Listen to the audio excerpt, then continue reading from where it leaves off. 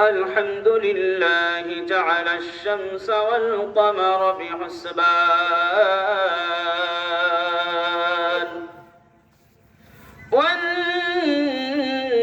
والنجم والشجر يسجدان وفضل زمانا على زمان كما فضل مكانا على مكان وإنسانا على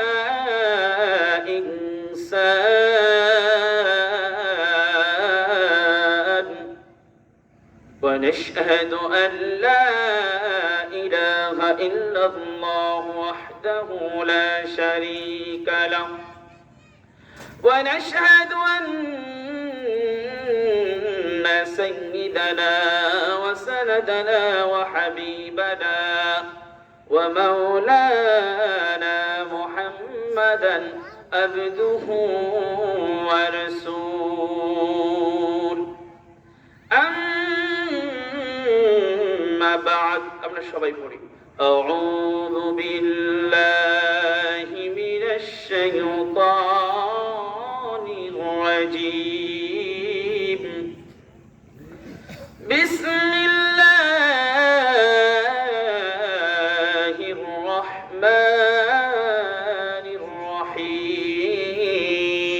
الرحيم وقال الرسول يا رب إن قوم اتخذوا هذا القرآن مهجورا قال النبي صلى الله عليه وسلم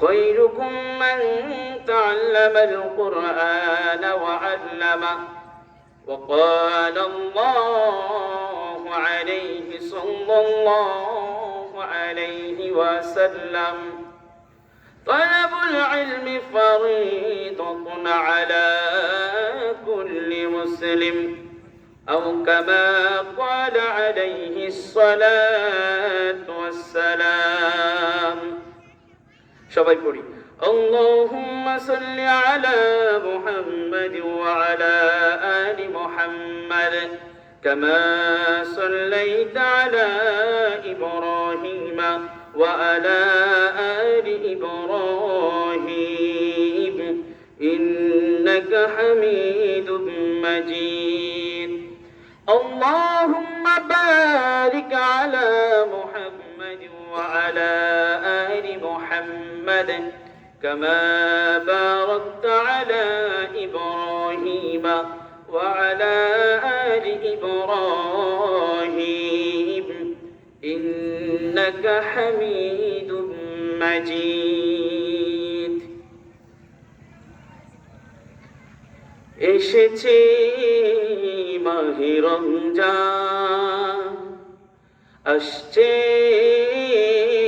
মাহে রমজান আসছে মাহে রমজান আসছে মাহে রমজান গুনাহ ছেড়ে আসো তুমি চলো দিনের পথে গুনাহ ছেড়ে আসো তুমি চলো দিনের পথে আসছে মাহে রমজান আসছে মাহে রমজান গুনাহ ছেড়ে আসো তুমি চলো দিনের পথে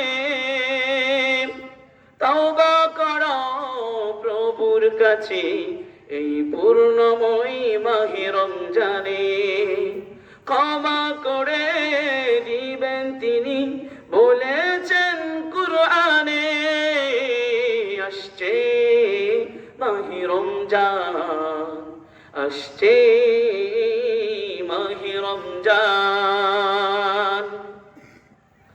দিনের পরে রাত আসে রাতের পরে দিন বছর ঘুরে আসে মাহে রমজান, থাকে 30 দিন। দিনের পরে রাত আসে, রাতের পরে দিন। বছর ঘুরে আসে রমজান, থাকে 30 দিন। নামাজ পড়ো, রোজা রাখো, পড়ো যে কুরআন, তার বিনিময় পাবে তুমি কিয়ামতের ময়দান। তার বিনিময় পাবে তুমি কিয়ামতের ময়দান। আসছে মাহে রমজান, আসছে মাহে রমজান। আজ নয় কাল পড়িব নামাজ, রাখিব রোজা, বলবে আর কত কাল। আজ নয় কাল পড়ব নামাজ, রাখিব রোজা, এভাবে আর করিবে পার কত কাল। হঠাৎ করে আসবে তোমার মরণেরই ডাক, গুনাহ ছেড়ে আসো তুমি, চলো দিনের পথে। তওবা করো প্রভুর কাছে, এই বরকত পূর্ণময় মাহে রমজানে। ক্ষমা করে দিবেন তিনি, ক্ষমা করে দিবেন তিনি, বলেছেন কুরআনে। আসছে মাহে রমজান, আসছে মাহে রমজান। চর্যাগলি পশ্চিম পাড়া পাইনাভারী মদিনাতুল উলুম মাদ্রাসার উন্নতি কল্পে ও যুব সমাজের উদ্যোগে 2 দিন ব্যাপী 23তম বার্ষিকী ইসলামী মহাসম্মেলন লনের আজ 2য় দিন। উক্ত মাহফিলের সম্মানিত প্রধান অতিথি, বিশেষ অতিথি, সভাপতি, সহসভাপতি, সম্মানিত পরিচালক এবং উপস্থিত রয়েছেন আল্লাহ পাক রব্বুল আলামিনের আশিকিন, জাকিরিন, শাকিরিন, মুহিব্বিন, মুরব্বিন আযম, হযরত উলামা ইকরাম, তালাবায়ে আজিজ, আমার সমবয়সী বন্ধুগণ, স্নেহের ছোট ভাই, পর্দার আড়ালে অবস্থানরত সম্মানিত মা ও বোনেরা, আমরা প্রত্যেকেই রব্বে কারিমের দরবারে লক্ষ কোটি শুকর ও সুজুদ আদায় করছি যে আল্লাহ রাব্বুল আলামিন আমাদেরকে ভালোবেসে, মহাব্বত করে, পছন্দ করে আল্লাহ তাআলার দ্বীনি মজলিসে কুরআনুল কারীমের মাহফিলে আসার তৌফিক দান করেছেন। নিয়ামতের শুকরিয়া আদায় করে প্রত্যেকে বলি আলহামদুলিল্লাহ। এই নিয়ামত সাধারণ কোনো নিয়ামত নয়, আমাদেরকে জেনে নিতে হবে। এই নিয়ামত সাধারণ কোনো নিয়ামত নয়। আল্লাহ তাআলা, আল্লাহ সুবহানাহু ওয়া তাআলা আপনাকে আমাকে মাথা থেকে পাতা পর্যন্ত সুস্থ, সম্পূর্ণ সুস্থ রূপে সৃষ্টি করেছেন, বলে আলহামদুলিল্লাহ। এটা একটা নিয়ামত। আল্লাহ রাব্বুল আলামিন আপনাকে টাকা পয়সার মালিক বানিয়েছেন, এটা একটা নিয়ামত। আল্লাহ আপনাকে সমাজের চেয়ারম্যান বানাইছে, মেম্বার বানাইছে, মসজিদের সভাপতি বানাইছে, মাহফিলের সভাপতি বানাইছে, এটা একটা নিয়ামত। আল্লাহ রাব্বুল আলামিন আপনাকে ছেলে সন্তান দিয়েছে, নিয়ামত। আল্লাহ রাব্বুল আলামিন আপনাকে আমাকে ভালো একজন স্ত্রী দিয়েছেন, এটা একটা নিয়ামত। আল্লাহ রাব্বুল আলামিন আমাকে আপনাকে মেয়ে সন্তান দান করেছেন, নিয়ামত। বাড়ির মালিক বানাইছেন, নিয়ামত। এই সমস্ত নিয়ামতের চাইতে শ্রেষ্ঠ নিয়ামত ওই ব্যক্তি পেয়েছে যেই ব্যক্তি আল্লাহ রাব্বুল আলামিনের ইবাদত করার সুযোগ পেয়েছেন। এই সকল কিছুই নিয়ামত। আল্লাহ আপনার জমিতে ভরপুর দান দিয়েছে, বাড়ি গাড়ির মালিক বানিয়েছে। এই সমস্ত নিয়ামতের চাইতে শ্রেষ্ঠ নিয়ামত ওই ব্যক্তি পেয়েছে যেই ব্যক্তি নামাজ পড়ার সুযোগ পেয়েছে, ওই ব্যক্তি পেয়েছে যেই ব্যক্তি রোজা রাখার সুযোগ পেয়েছে, ওই ব্যক্তি সেই নিয়ামত পেয়েছে যার সন্তান আলেম বানাইতে পেরেছে, যার মেয়ে আলেমা বানাইতে পারছে, তারাই সবচেয়ে শ্রেষ্ঠ নিয়ামত পেয়েছে। তাহলে দুনিয়াতে আমরা যত নিয়ামত পেয়েছি সকল নিয়ামতের চাইতে শ্রেষ্ঠ নিয়ামত হলো আল্লাহর ইবাদত করা। সুবহানাল্লাহ পড়েন। কার ইবাদত করা? একটু আওয়াজ দেন। অল্প মানুষ হলো, এর ফজিলত বহু। একটু আওয়াজ দিয়ে বলেন এটা সর্বশ্রেষ্ঠ নিয়ামত। আল্লাহ সবাইকে এই নিয়ামত দেয় না। তার প্রমাণ আপনারা চান? আসেন আমরা দিব ইনশাআল্লাহ। আমার ভাইরা, আল্লাহ রাব্বুল আলামিন সবাইকে এই নিয়ামতটি দান করে না, সবাইকে দেয় না। আল্লাহ সুবহানাহু ওয়া তাআলা জানিয়ে দিয়েছেন, বান্দা আমি আল্লাহ চাইলে প্রত্যেকের নামাজি বানাইতে পারি, আমি আল্লাহ চাইলে সবাইকে রোজাদার বানাইতে পারি, আমি আল্লাহ চাইলে প্রত্যেকের মুমিন বানাইতে পারি, ঈমান ওয়ালা আমল ওয়ালা বানাইতে পারি, আমি আল্লাহ চাইলে তাকে হেদায়েত দিতে পারি। কিন্তু এই আয়াত যে সত্য, ওয়ালাকাদ জারানা লিজাহান্নামা কাসীরাম মিনাল জিন্নি ওয়াল ইনস, আমি আল্লাহ কিছু সংখ্যক জিন এবং মানুষকে বানিয়েছি যাদের মাধ্যমে আমি জাহান্নাম পূর্ণ করব। জোরে পড়েন নাউজুবিল্লাহ। তাহলে হেদায়েত কি সবাই পায়? আওয়াজ দিয়ে বলেন হেদায়েত কি সবাই পাবে? হেদায়েত পাওয়ার জন্য কপাল লাগবে, বড়ই ভাগ্য লাগবে।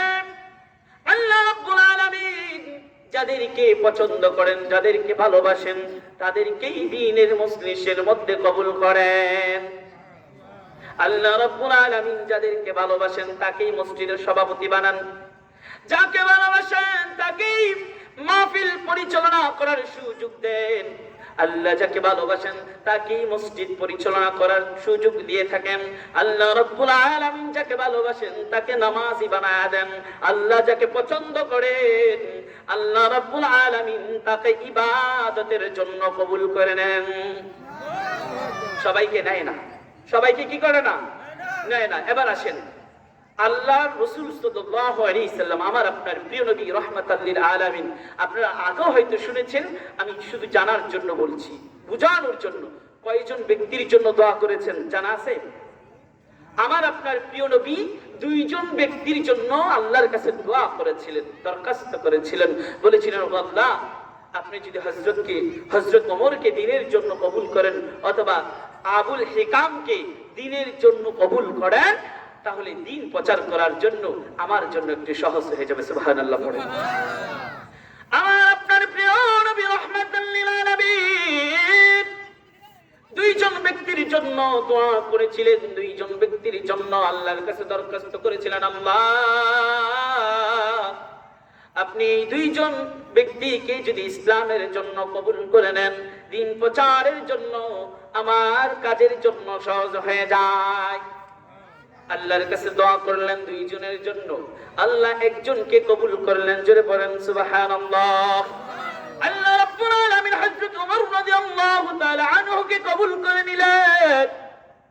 আর আবুল হিকাম, যার অর্থ হলো জ্ঞানের পিতা, আবুল মানে পিতা, হিকাম মানে জ্ঞানের পিতা, ওই জ্ঞানের পিতা আজকে আমরা যাকে চিনি আবু জাহেল, দুইজনের জন্যই দোয়া করলেন।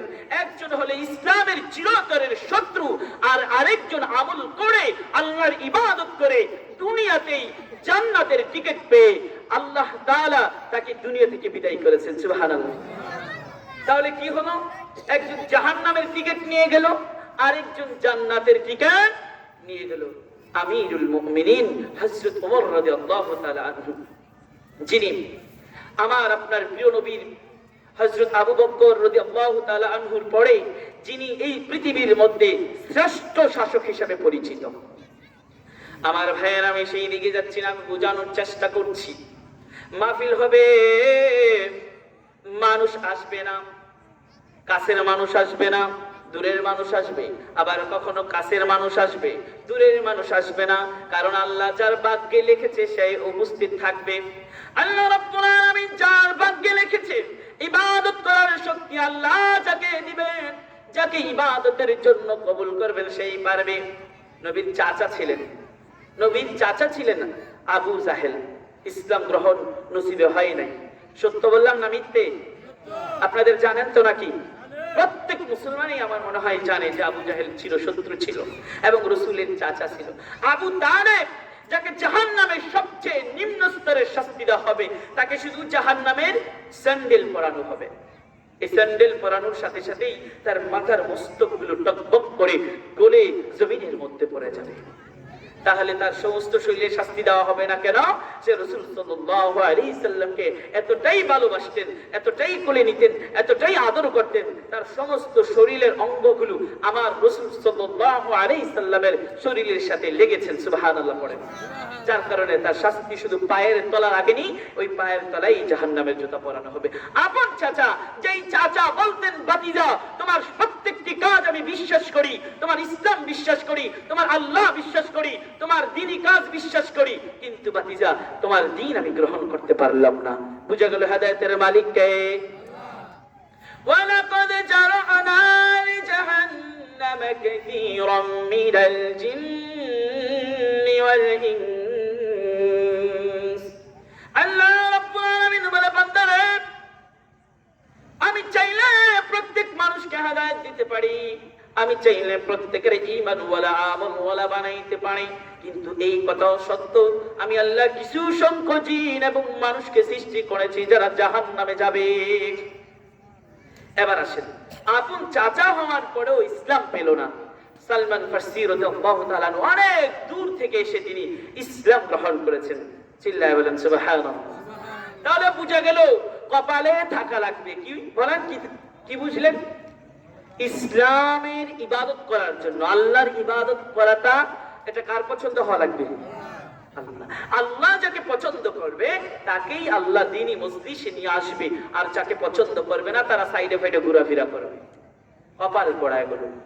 বাড়িতে শুয়ে থাকবে, বাজারে চা হোস্টেলে বসে বসে অন্যদের বিপদ শিকায়ত বাটফারি সিটারি কিভাবে মানুষের ক্ষতি করা যায় এগুলো পরিকল্পনা করবে। ঠিক বললো ঠিক, না বললো ঠিক। এই জন্য আল্লাহ সবাইকে কবুল করে না। আমার ভাইয়েরা, আমি মূলত আসছি পরিচয় পর্ব। আমি আসলে এখানে এই এলাকার ছেলে, এই গ্রামের ছেলে, সেটা পরিচয় পর্বটাই দিব। তো পরিচয় হওয়ার জন্য এসেছি, কিছু পরিচয় নিয়েই কথা বলবো ইনশাআল্লাহ। আমার ভাইয়েরা, আপনাদের এখানে মাদ্রাসা হয়েছে, আপনারা খুশি না বেজার? খুশি না বেজার? এই খুশিতেই আপনারা নিজেদের ছেলে মেয়েদেরকে কোরআন শেখাবেন, হাদিস শেখাবেন। এতে কি হবে? অন্তত সে কোরআনের আলোটা পাবে, নামাজ পড়তে পারবে সঠিকভাবে। কোরআনের এই আলো, কোরআনের এই আলো সব জায়গায়, যেই জায়গায় ছড়াবে ওই জায়গা দিয়েই আল্লাহ মানুষকে ঈমান ওয়ালা আমল ওয়ালা বানাই দিবে। সুবহানাল্লাহ। কারণ হচ্ছে কোরআন এমন এক কিতাব, যে কোরআনের তেলাওয়াত মানুষের অন্তরে লেগে যায়, ওই কোরআন তাকে শ্রেষ্ঠ বানিয়ে দেয়। সুবহানাল্লাহ পড়েন। আমার ভাইয়েরা, সংক্ষেপ করে করে বলছি, হযরত ওমর রাদিয়াল্লাহু তাআলা আনহু তিনি শুনেছিলেন তার ভগ্নিপতি, তার বোনের জামাই মুসলমান হয়ে গেছে। তিনি যাচ্ছিলেন আমার আপনার প্রিয় নবীর কেল্লা আনার জন্য, জবাই করে তার মাথা নিয়ে আনার জন্য। নাউজুবিল্লাহ পড়েন। এর মধ্যে রাস্তায় একজন জিজ্ঞাসা করলে, ওমর তুমি কোথায় যাচ্ছ? সহজ ভাষায় বলছি যাতে বুঝতে পারেন। ওমর কোথায় যাচ্ছ? আমি যাচ্ছি শেষ নবীর মাথাটা নিয়ে আসার জন্য। নাউজুবিল্লাহ পড়েন। মাথা নিয়ে আসার জন্য যাচ্ছ? মেয়ে, তোমার বোনের জামাই তো ঈমান নিয়ে এসেছে, মুসলমান হয়ে গেছে। যার মাথা আনার জন্য যাচ্ছ তার অনুসরণ করছে, তার কালিমা গ্রহণ করছে, তো আগে তাদের শায়েস্তা করো, পরে যাও। হযরত ওমর রাগেই বোনের কাছে চলে গেলেন, দুলা ভাইয়ের কাছে চলে গেলেন। সংকেত করে দিচ্ছি আমার ভাইয়েরা, তারা তাকে কোরআন তেলাওয়াত করে শোনাইলেন, সূরা তাহা শোনাইলেন। যে কোরআন শোনার সঙ্গে সঙ্গে তিনি বললেন, না না, উনি তো কেউ হতে পারে না, অবশ্যই শ্রেষ্ঠ নবী, তিনিও ঈমান নিয়ে এসেছেন। সুবহানাল্লাহ। আমার ভাইয়েরা, এই জন্য মাদ্রাসার মধ্যে শ্রম দিবেন, মাঝে মধ্যে বাড়িতে নিয়ে কোরআন তেলাওয়াত করাবেন, সন্তানদেরকে বসাইয়া কোরআন তেলাওয়াত শোনাবেন। এর বরকতে আল্লাহ আপনার সন্তানকে ঈমান ওয়ালা বানায় দিবে। সুবহানাল্লাহ পড়েন। আমার ভাইয়েরা, আমি স্কুলে পড়াশোনা করতে শুরু করলাম। যখন বুঝ হয়, স্কুলে পড়াশোনা করি। আমি স্কুলে যখন পড়াশোনা করি তখন পরিকল্পনা করলাম, ছোট্ট তো, যে সবাই দেখা যায় দাড়ি হয়, দাড়ি হলে মুখে যখন চাষে খারাপ দেখা যায়, দাড়ি হলে খারাপ দেখা যায়। আমার ছোট্ট জ্ঞান দ্বারা আমি চিন্তা করতেছিলাম যে দাড়ি হলে মানুষের কেমন খারাপ দেখা যায়, এটা কি করা যায়, আমার যদি দাড়ি হয় আমি কি করবো। আমি চিন্তা ভাবনা করলাম দাড়ি হলে যদি শেভ করি মানুষে জানবে আমার দাড়ি হয়েছে, আমাকে একটা পরিকল্পনা করতে হবে। দাড়ি তখন হয়নি, ছোট্ট আমি। তো আমি ভাবলাম যে লেজার দিয়ে কেউ না জানতেই আমি দাড়িগুলো কেটে ফেলবো, নাউজুবিল্লাহ পড়েন, দাড়িগুলো কেটে ফেলবো। ছোট্ট ছিলাম, স্কুলে ভর্তি ছিলাম। আমার ছোট্ট ছেলে, আমি পরিকল্পনা করলাম যখন নাকি আমার বয়স হবে, দাড়ি হবে, দাড়ি হওয়ার আগেই আমি দাড়িগুলো নির্জন করে একা কিভাবে কেটে ফেলবো যাতে কেউ বুঝতেই না পারে আমার দাড়ি হয়েছে। নামাজের মধ্যে কখনো যাই না, কিন্তু রোজা রাখতাম ছোট থেকে। নামাজের মধ্যে কখনো যাই না, চলাফেরা একটু ভিন্ন ছিল, সকল ছেলেদের থেকে একটু দূরে থাকতাম, কারণ অশ্লীল ভাষায় গালাগালি করে যেগুলো পছন্দ করতাম না, মারামারি হয়, ঝগড়া করে, এই জন্য একটু দূরে থাকতাম। আমার জীবনে কোনোদিন একটু হাত কাটে নাই যে আমার শিলি লাগছে, কাটছে মাঝে মধ্যে, যেটা সাধারণ ভাবে সহজে শুকায় গেছে, বুঝার জন্য বলছি শুধু। এরকম একটা শিলি লাগে নাই বা এরকম কঠিন কাটে নাই যে ডাক্তারের কাছে যেতে হচ্ছে, এতটা সচ্ছল ভাবে চলাফেরা করতাম ছোট থেকে। আমার ভাইরা, যে কথাগুলো আমি জানাইতে চাচ্ছি আপনাদের মাঝে, এমন অবস্থায় যখন দিন কাটতে শুরু হয়, ক্লাস 2 তে যখন উঠলাম, হঠাৎ করে বাড়ির পাশে চুরি হয়ে যায়। সকল মানুষগুলো জমা হয়েছে, হঠাৎ করে কে যেন এসে বলল কাজী নানার বাড়িতে চুরি হয়েছে, ডিমের মাধ্যমে চোরকে ধরবে, ডিম পরীক্ষার মাধ্যমে বড় হুজুর আইছে, বড় হুজুর এসেছে, ডিমের মাধ্যমে চোরকে ধরবে। তো এটা কিন্তু একটা আকর্ষণ, যে ডিমের মাধ্যমে চোর ধরবে, আকর্ষণ থাকে না একটা পরীক্ষা, আরে ডিমের মাধ্যমে, ডিম পরীক্ষার মাধ্যমে কেমন করে চোর ধরে, এটা দেখার জন্য আমরা সবাই দৌড়ে চলে গেলাম। যাওয়ার পর গিয়ে দেখলাম ওনার নাম কামাল হুজুর, আল্লাহ ওনাকে জান্নাতের উচ্চ মাকাম দান করুক, সবাই বলেন আমিন। তো এই হুজুর দেখতেছি ডিমের মধ্যে লাল কালি দিয়ে একটা সূরাতুল ইয়াসিন লিখতেছিলেন, আর একটা বাচ্চা ছেলে কোরআন থেকে সূরা ইয়াসিন তেলাওয়াত করতেছিলেন। আমার ভাইয়েরা, আমি কোরআনটাকে মনোযোগ দিয়ে শুনলাম, আমার মাথায় চলে আসলো এত সুন্দর করে ছেলে কোরআন তেলাওয়াত করছে, আমি কেন পারবো না। এই যে কোরআনের স্পৃহা আল্লাহ তাআলা, এই কোরআন তেলাওয়াত শোনার পরে যে আল্লাহ এই যে কোরআনের একটা মাথায় ঢুকাইছে যে তোকে কোরআন শিখতে হবে, কোরআনের নজর বড়ই নজর, এই কোরআন তোমাকে শিক্ষা গ্রহণ করতে হবে, এই পর্যন্ত আলহামদুলিল্লাহ আপনাদের সামনে বসে আছি। এটা কিসের বরকত? মূলত গিয়েছিলাম কেন? কথা বলেন, চোর দেখতে, চোর ধরবে দেখতে গেছি, চোর ধরতে পারে না এই ডিম পরীক্ষা দিয়ে, কিন্তু ওই চুরির ঘটনা থেকে আল্লাহ আমাকে দিনের জন্য কবুল করেছেন, সুবহানাল্লাহ। তাহলে হেদায়েত মানুষের কখন, কার মাধ্যমে, কোন বক্তার মাধ্যমে, কোন হুজুরের মাধ্যমে হেদায়েত আল্লাহ দান করে জানে কে? আল্লাহ। গিয়েছিলাম চোর দেখতে, আল্লাহ সেখান থেকে কবুল করে আলেম হিসাবে কবুল করেছেন, সেই দিনটার কথা এখনো মনে পড়ে। এই জন্য বলেছি মাদ্রাসা হয়েছে, খুশি হয়েছেন না বেজার হয়েছেন? এই জন্য মাঝে মধ্যে হুজুরকে নিয়ে যাবেন কোরআন তেলাওয়াত করার জন্য, বাড়িতে বাচ্চাদেরকে বলবেন কোরআনের মজলিসে বসো, সূরা ইয়াসিন হুজুর তেলাওয়াত করবে, তোমরা শোনো। কোরআনের উসিলায় আপনার সন্তানকে আল্লাহ কবুল করবেন। তাহলে হেদায়েতের মালিক কে? জোরে বলেন, হেদায়েতের মালিক কে? নারে তাকবীর। আওয়াজ হচ্ছে না, মনে হয় দুর্বল হয়ে গেছেন আপনারা। নারে তাকবীর, নারে তাকবীর। আমার ভাইরা বলতেছিলাম, আল্লাহ রাব্বুল আলামিন যাকে হেদায়েতের জন্য কবুল করেন, ওই ব্যক্তিকে আল্লাহ রাব্বুল আলামিন হেদায়েত দান করেন। প্রত্যেকেই কেউ হেদায়েত পাবে না আল্লাহ যাকে পছন্দ না করেন। তাহলে বুঝা গেল আল্লাহ রাব্বুল আলামিন যাকে পছন্দ করেন, ভালোবাসেন, মহব্বত করেন, তাকেই দ্বীনের জন্য কবুল করবেন, ইসলামের জন্য কবুল করবেন। এখন বলেন, আপনারা মাহফিলে আসছেন, যারা আসছেন আপনারা ঠকছেন না জিতে গেছেন? আপনাদেরকে আল্লাহ কবুল করছে কিনা? আপনারাই বলেন, কবুল করছে কিনা? কবুল করছে বিদায় আপনি আমি এই মাহফিলের মধ্যে আসতে পারলাম। আমার ভাইরা, আমি যেই বিষয় নিয়েছি আপনাদের সামনে হচ্ছে, আমাদের বিষয় হচ্ছে কোরআনকে গুরুত্ব না দেওয়া। বিষয় কি বলেছি?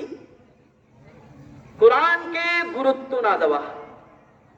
আমাদের বিষয় হচ্ছে, আমি আবারও বলছি, আমাদের বিষয় হচ্ছে কোরআনকে যারা মুখে মুখে ভালোবাসে, কোরআনকে যারা মুখে মুখে ভালোবাসে তাদের পরিণতি কি হবে, তারা কোথায় যাবে? মুসলমান বটে কিন্তু কোরআনকে মুখে মুখে ভালোবাসে। আমি লম্বা আলোচনা করবো না, শর্টকাট করে দিচ্ছি। আমার বিষয় হচ্ছে কোরআনকে যারা মুখে মুখে ভালোবাসে তারা জান্নাতে যাবে না জাহান্নামে যাবে। আমার ভাইরা, আমরা মুসলমান হিসেবে আমরা প্রত্যেকে মনে করি যে আমরা মুসলমান, কোরআনকে প্রত্যেকেই মনে প্রাণে ভালোবাসে। বাসে কিনা? বাসে। রাসূলও জানে বাসেন, আল্লাহ জানে যে তোমরা কোরআনকে মনে প্রাণে ভালোবাসো। কিন্তু সমস্যাটা কোথায়? মনে প্রাণে ভালোবাসি না, শুধু মুখে মুখে ভালোবাসি। আর বললেই বলি হ্যাঁ আল্লাহকে ভালোবাসি, রাসূলকে ভালোবাসি, কোরআনকে ভালোবাসি, অন্তর থেকে বাসি, মন থেকে বাসি, সবচাইতে বেশি আল্লাহ এবং রাসূলকে ভালোবাসি। এই কথা বলতে কারো দ্বিধাবোধ হয় না, কিন্তু সমস্যা হলো আসলে ভালোবাসে না। তার প্রমাণ কি হুজুর? প্রত্যেক মানুষ জবানে জবানে বলে কোরআনকে ভালোবাসে, মুসলমান হয়েছে কোরআনকে ভালোবাসে, কিন্তু প্রকৃত পক্ষে কোরআনকে ভালোবাসে না। এর প্রমাণ হলো আমার কাছে যদি আপনি প্রশ্ন জানতে চান, আমি বলবো যুবক তুমি তো কোরআনকে ভালোবাসো, তাহলে বলো তোমার থুতার দাড়ি কোথায়? তুমি তো আল্লাহকে ভালোবাসো, তাহলে ফজরের নামাজ কোথায়? তুমি তো আল্লাহকে ভালোবাসো, জোহরের নামাজ কোথায়? তুমি তো আল্লাহকে ভালোবাসো, তাহলে আসরের নামাজ কেন পড়লা না? তুমি তো আল্লাহকে ভালোবাসো, তাহলে বলো মাগরিবের নামাজ কোথায়? তুমি তো আল্লাহকে ভালোবাসো, তাহলে বলো এশারের নামাজ কোথায়? বুঝা গেল মুখে মুখে ভালোবাসো, আল্লাহকে নয়। আমার ভাইরা, এশারের আযান যখন হয়ে যায়, কিছু প্রাণী আছে, ওই প্রাণী পাতা আছে, পাতা গাছের পাতাগুলো যেমন তেঁতুল পাতা, আমাদের গ্রামগঞ্জের ভাষায় বলে তেরুই গাছ, তেরুই গাছের পাতা, এই পাতাগুলো ছড়ানো থাকে। এসব যখন মাগরিবের আযান হয়ে যায়, এই পাতাগুলো এইভাবে ছড়ানো থেকে বন্ধ হয়ে যায়। আবার যখন মুয়াজ্জিনের কণ্ঠে উচ্চারিত হয়ে যায় আসসালাতু খায়রুম মিনান নাওম, যখন মুয়াজ্জিনের কণ্ঠে উচ্চারিত হয় গাছের পাতাগুলো আল্লাহর ডাকে, এই বন্ধ পাতাগুলো এইভাবে খুলে যায়। সুবহানাল্লাহ পড়েন। গাছের পাতাগুলো খুলে গেল। আমরা মুসলমান হয়ে 10টা বাজে ঘুম থেকে উঠি, এরপরও বলবেন আল্লাহকে ভালোবাসেন।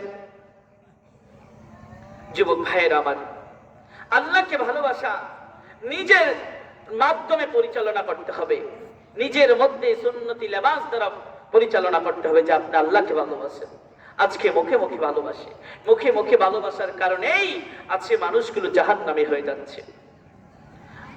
এই জন্য আল্লাহকে অন্তর থেকে ভালোবাসতে হবে। আল্লাহকে যিনি ভালোবাসবো অন্তর থেকে, সে ফজরের নামাজ পড়বে। আল্লাহকে ভালোবাসলে জোহরের নামাজ আদায় করবে। আল্লাহকে ভালোবাসলে আসর ছাড়বে না। আল্লাহকে ভালোবাসলে মাগরিব ছাড়বে না। আল্লাহকে ভালোবাসলে এশার ছাড়বে না। দুনিয়া একদিকে তো আল্লাহর ভালোবাসা আরেক দিকে থাকা লাগবে। কিন্তু আজকে আমরা কোথায় কোথায় গিয়ে দাঁড়াচ্ছি? আমরা মুসলমান, অথচ দস্তর কি বুঝি না। আমরা মুসলমান, মিসওয়াক কি জানি না। আমরা মুসলমান, রাস্তার কোন চাইতে চলতে হবে, ডাইনে না বামে জানি না। আমরা মুসলমান, কোরআন কিভাবে পড়তে হয় জানি না। আমরা মুসলমান, কোরআনের মাসলা মাসাইল জানি না। আমরা মুসলমান, কোরআন কি আদেশ করেছে জানি না। কোরআন যা নিষেধ করেছে তা বেশি করি, কোরআন যা আদেশ করেছে তা ছেড়ে দিচ্ছি। এইভাবে যদি আমরা জীবন পার করতে থাকি, মরণ যেই দিন চলে আসবে আজরাইলের ডাকে তো আমাদেরকে অবশ্যই সাড়া দেওয়া লাগবে। ওই কঠিন দিন কেমন হবে একবার চিন্তা করেছেন? আমার ভাইরা, আল্লাহি খোদার কসম, এই দুনিয়া আপনাকে ভালোবাসে না। আপনার মা, ছেলে, মেয়ে, স্ত্রী কেউ আপনাকে ভালোবাসে না। দুনিয়া শুধু মায়া। একটু মায়ায় পড়ে আপনি আল্লাহকে ভুলে যেন না, আল্লাহকে ভুলে যেন না, আল্লাহর ইবাদত গুলোকে ছেড়ে দিয়েন না। নামাজের মধ্যে দাবিত হন। মাহে রমজান আসছে, রোজা রাখেন, রোজা রাখার নিয়ত করেন, গোড়াগুলো ছেড়ে আল্লাহর কাছে তওবা করেন, আল্লাহ মাফ করে দিবেন। আমাদেরকে এই জীবন থেকে ফিরে আসতে হবে। আমরা যেই অশ্লীল জগতে ডুবে আছি, জিনা, ব্যভিচার, সুদ, লাভ, ঘুষ, ক্ষমতা, অহংকার, এই সব কিছু আপনার চূর্ণ বিচূর্ণ হয়ে যাবে। আপনি বলেন আপনার বাবা ক্ষমতা দিয়ে কি করেছে, আপনার দাদা ক্ষমতা দিয়ে কি করেছে, আপনার নানা ক্ষমতা দিয়ে কি করেছে, সবাই মাটির তলে চলে গেছে, সব ঠিক থাকবে। এই দুনিয়া সবচেয়ে বড় স্বার্থপর। আপনার সময় যেদিন চলে আসবে, সূর্য আগের মতো থাকবে, সব আগের মতো থাকবে। বাপ, খালি আপনি থাকবেন না, খালি আমি থাকবো না, সবই চলতে থাকবে। আমার আপনার ক্ষমতা থাকবে না। এই দুনিয়া থেকে লাশ হয়ে আমাকে আপনাকে চলে যেতে হবে। আমার ভাইয়েরা, এই দুনিয়াতে যদি আমরা আল্লাহর ইবাদত গুলো না করে যাই, আমার আপনার মৃত্যুটা খুব কঠিন ভাবে হবে। মৃত্যুর পরে যখন আমাকে আপনাকে অন্ধকার কবরে রাখা হবে, মুনকার নাকির প্রশ্ন করবে। প্রশ্নের জবাব না পারলে সঙ্গে সঙ্গে দুই দিক থেকে কবর আপনাকে আমাকে চাপ দিবে। যেই চাপের কারণে সঙ্গে সঙ্গে আপনার ডান পাজরের হাড় বামে, বাম পাজরের হাড় ডানে ঢুকে যাবে। আমার ভাইরা, সর্বশেষ কবরের মধ্যে শাস্তি চলতে থাকবে। আল্লাহ রাব্বুল আলামিন ডাকবেন, আমতাজুল ইয়াওমা আইয়ুহাল মুজরিমুন। কিয়ামতের ময়দানে আল্লাহ ডাকবে, উঠো। আর যারা ঘোড়াঘাট, যারা জিনা করেছো, যারা অন্যায় করেছো, যারা ধোঁকা দিয়েছো, যারা মানুষকে ঠকিয়েছো, যারা কোরআনকে গুরুত্ব দাওনি, যারা ইসলামকে গুরুত্ব দাওনি, যারা সমালোচনা করেছো, যারা গীবত করেছো, তোমরা প্রত্যেকেই আলাদা আলাদা হয়ে যাও। আমার ভাইরা, সংকেত করে দিচ্ছি, আমার দিনী ভাইরা, মুসলমান ভাইরা, ইমানদার ভাইরা, আল্লাহ রাব্বুল আলামিন কিয়ামতের মাঠ শুরু করে দিবেন। কিয়ামতের ময়দান যখন সবাই দাঁড়াবে, এমন পরিস্থিতি হবে, বুখারী শরীফে পড়েছে, আল্লাহ রাসূল জানিয়েছেন, উম্মতরে মাথার মস্তকগুলো মোমের মতো গলে গলে পড়বে, শরীরের গোশতগুলো গলে গলে পড়বে। উম্মত, তোমাদের শরীরের গামগুলো 70 গজ পর্যন্ত ছড়ায়া যাবে। কানা মিকদারুহু 50,000 সানা। মার নবী বলেন, কিয়ামতের একদিন হবে 50,000 বছরের সমান। ওই কিয়ামতের মধ্যে বড়ই ভয়াবহ হবে। প্রত্যেক মানুষ ইয়া নাফসি, নবীগণ ইয়া নাফসি বলে কান্না করবে, পানি পানি বলে চিৎকার করবে। ডান দিক থেকে মাকামে মাহমুদের দিক থেকে ভেসে আসবে, ইয়া উম্মতি, ইয়া উম্মতি। সুবহানাল্লাহ পড়েন না? মাকামে মাহমুদের দিক থেকে ভেসে আসবে। আমার ভাইয়েরা, মাকামে মাহমুদের দিক থেকে শব্দটা ভেসে আসবে। সকল মানুষগুলো আতঙ্কা হয়ে যাবে, চমকে যাবে, বলবে কোথায় থেকে এই শব্দ ভেসে আসছে। আমার ভাইয়েরা, এমন সময় আল্লাহ রাব্বুল আলামিন বলবে, আমার হাবিব, আপনি সিজদায় পড়ে গেছেন উম্মতের জন্য, আপনি সিজদা থেকে মাথা তোলেন, সিজদা থেকে মাথা উঠান। আমি আল্লাহ আপনার সাথে ওয়াদা করলাম, আপনার উম্মতের জন্য, যেই উম্মতের জন্য আপনি সুপারিশ করবেন, আমি আল্লাহ আপনার সকল উম্মতকে জান্নাত দান করে দিব। সুবহানাল্লাহ। কিন্তু আমার একটা শর্ত আছে, আপনার উম্মতের আমলগুলো আপনার সামনে আমি খুলে দিব। আবার ভাইরা, সেই দিন আল্লাহ রাব্বুল আলামিন বান্দার আমলগুলো আমার আপনার প্রিয় নবীর সামনে খুলবেন, ওপেন করবেন।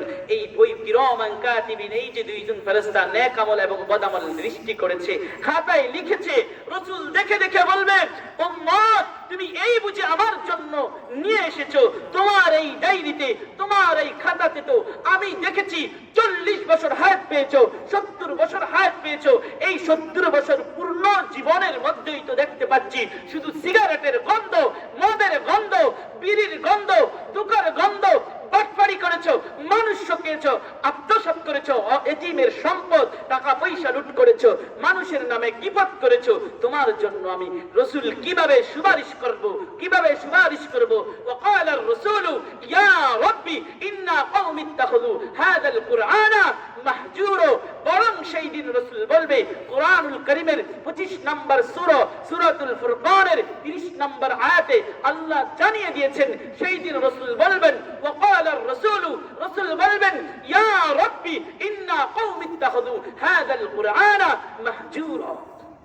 সেই দিন রাসূল বলবে, ওগো আল্লাহ, আমি তাদের বিরুদ্ধে বিচার প্রার্থনা করলাম, আপনি তাদেরকে জাহান্নামে গ্রেফতার করেন। তাফসীর কুরতুবীর মধ্যে লিখেছেন যে রাসূল সেই দিন বলবে, যারা কোরআনকে গ্রহণ করেছে, আমরা মুসলমান কোরআনকে গ্রহণ করেছি, কিন্তু কোরআনের আইন না মানার কারণে, অন্তর থেকে কোরআনকে ভালো না বাসার কারণে রাসূল বলবেন, আমার কওম, আমার জাত, আমার উম্মত যারা কোরআনকে গুরুত্বহীন বস্তু হিসাবে গ্রহণ করেছে, আমি রাসূল তাদের বিরুদ্ধে আপনার কাছে বিচার প্রার্থনা করলাম, তাদেরকে জাহান্নামে দেন। সুতরাং সময় সংকেত ভাইয়ের আমার, আমরা কি জাহান্নামে যেতে চাই? আল্লাহ আমাদের সবাইকে জান্নাতে যাওয়ার তৌফিক দান করুন, সবাই বলে আমিন। তাহলে যেই কথাগুলো বললাম, এগুলো থেকে ফিরে আসতে হবে। আল্লাহ সুবহানাহু ওয়া তাআলা আমাদের প্রত্যেকের দ্বীনের জন্য, ঈমানের জন্য, আমলের জন্য কবুল করুক, সবাই বলে আমিন। আলহামদুলিল্লাহি রাব্বিল আলামিন।